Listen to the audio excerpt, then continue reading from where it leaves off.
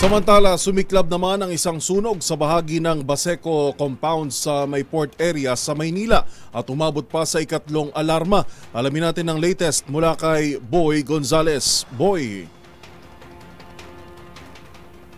Samantalang ito ay kontrolado na ng mga tauhan ng Bureau of Fire Protection ng sunog na sumiklab dito sa Baseco Compound, port area, Maynila.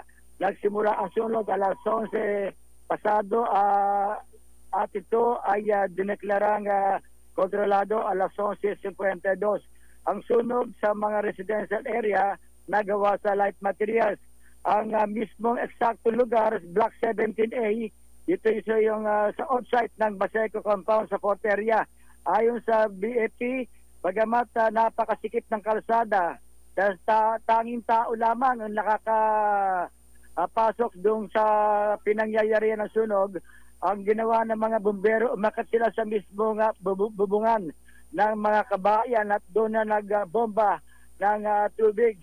Ang dagdag pa ng Bureau of Fire Protection, pabilis naman ang kanilang pagresponde dahil sa isa ring nakatulong kanina, bagamat hindi naman ganong kalakasan ng pag-ulan, bumuhos yung pag-ulan kanina.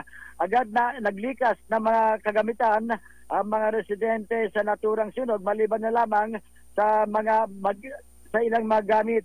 Inaalam na ngayon ng arson investigator ng BFP ang sanhi na sunog kung may nasaktan o mga nasugatan at ang halaga ng pinsala ng naturang sunog sa Baseco Compound.